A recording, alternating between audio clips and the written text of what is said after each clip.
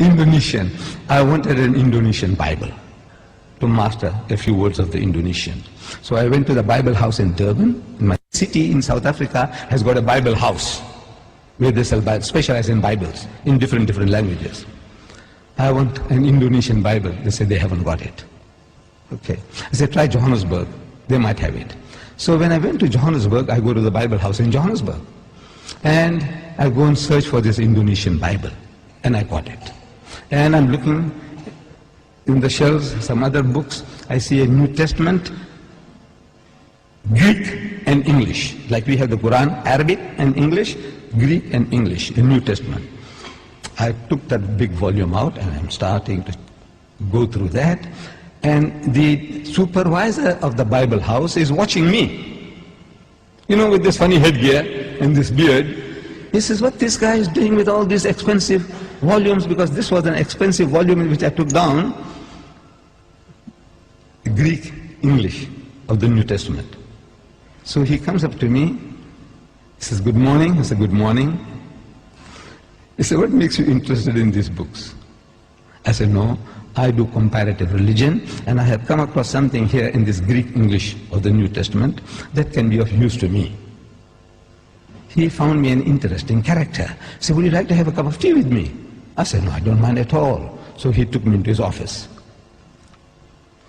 I said, now, you know, we believe in Jesus. And this was something astonishing to this supervisor. And all the supervisors in South Africa of the Bible houses are retired reverends. This was a Reverend Dunkers. He's amazed. I says, you know, we believe in Jesus and in his miraculous birth. And so saying, I started repeating these verses from the Quran. That we believe. And when I read it, he said, no, this is the same like my book.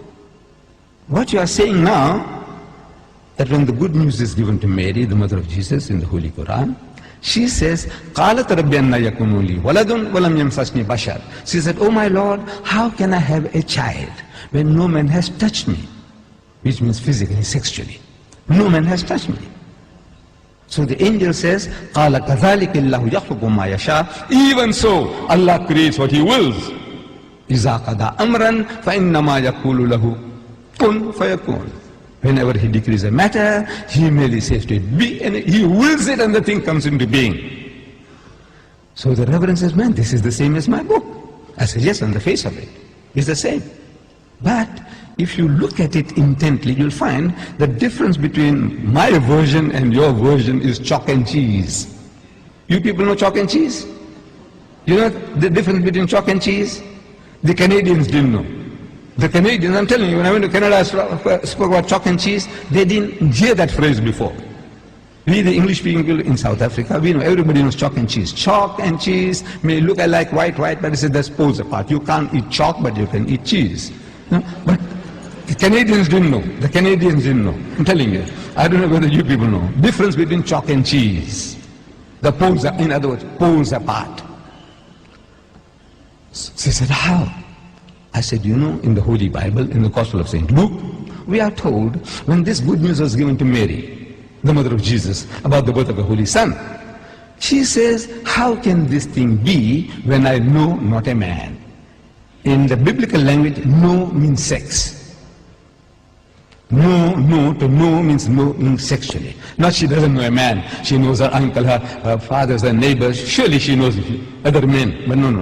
No in the biblical language means sex. In the Quran it says, no man has touched me. Again, it means not touched me, means had sex.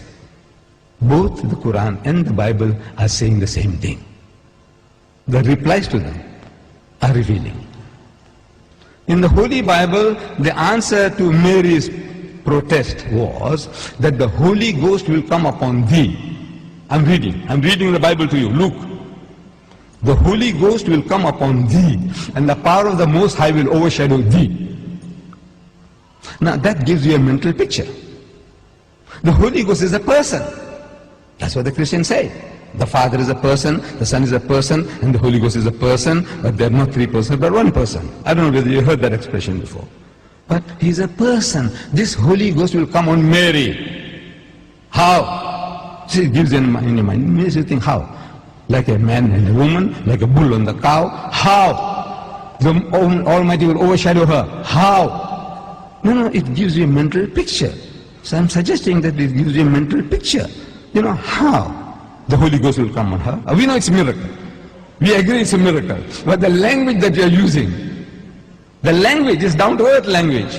The Quran says, وَإِذَا قَضَى أَمْرًا فَإِنَّمَا يَقُولُ لَهُ كُن فَيَكُونُ. For God to create Jesus without a human father, says kun, he says be, and it is. For him, it's just to will it, and he comes into being. So, I'm asking the Reverend, I said, now between these two versions, we are both trying to say the same thing. We are both trying to give the same message, that he was born miraculously. There's no doubt about that. But I said, which version would you prefer to give to your daughter? The Quranic version or the biblical version? We are both trying to say the same thing. He said, he bowed his head down in shame, and he said he would prefer to give the Quranic version. This is Reverend Dunkers, the head of the Bible Society in Johannesburg.